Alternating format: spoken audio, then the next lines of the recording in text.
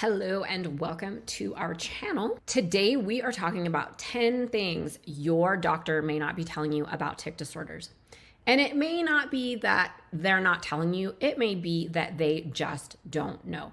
So one of the things for me as a parent early on in this journey was I was very frustrated with the lack of information in regard to tic disorders and what was going on with my child, which is what led me back to school to relearn everything that I thought I knew about health and wellness. So stay tuned as we talk about 10 things your doctor may not be telling you about tic disorders.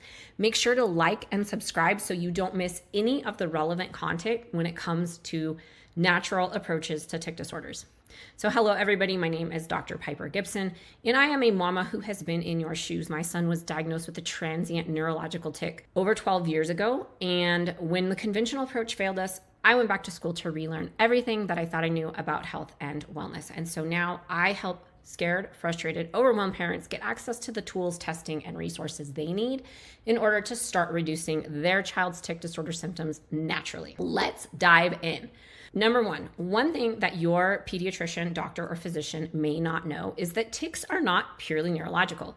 Most pediatricians view tics as purely a neurological issue, but emerging research shows that inflammation, immune dysfunction, and even gut health play significant roles when it comes to tics. Tics often reflect a systemic imbalance, not just a brain problem. Number two is the diet-tic connection. Many providers will say diet doesn't matter. It doesn't matter what you eat. It doesn't affect your child's tic disorder. Your pediatrician, your physician, your doctor may overlook the impact of diet on tic disorders. Studies indicate that gluten, dairy, and sugar diets can be highly inflammatory and exacerbate tics. I've seen firsthand how dietary adjustments can bring remarkable improvements. I have a 19-year-old son and countless clients around the world who can tell you how impactful diet is for them. In fact, a 2023 study shows us that a paleo-style diet is actually one of the most effective diets for reducing tic disorder symptoms. Number three is food sensitivities are more important than you think. Food allergies and food sensitivities are not the same. While allergies are immediate reactions, sensitivities may take days to manifest and can be a major driver of inflammation and can exacerbate your child's tics. Testing for these sensitivities can make a huge difference. Number four, the dangers of overusing antibiotics as well as other prescription medications. Pediatricians often prescribe antibiotics liberally, but they can damage the gut microbiome, contributing to chronic inflammation and worsening tic symptoms. Moreover, many prescribed medications for tics come with some serious side effects.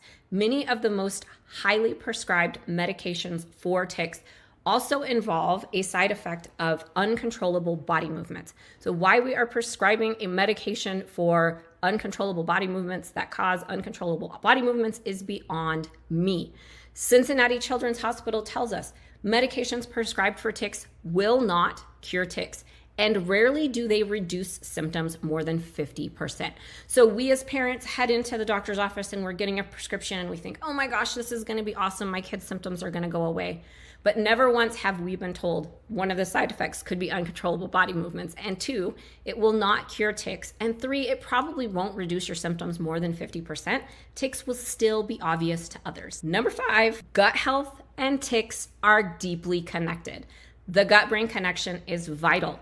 For every one signal your brain sends to your gut sends about 10 signals to your brain. A dysregulated gut can lead to an imbalance in neurotransmitters, increasing the frequency of tics. Probiotics actually have no proof in reducing tic disorder symptoms. So many children are recommended a probiotic, but we know from practice that probiotics, because these children are so sensitive, because they have a altered gut microbiome, that probiotics often push tic disorders in the wrong direction. They often cause children to have more symptoms, not less.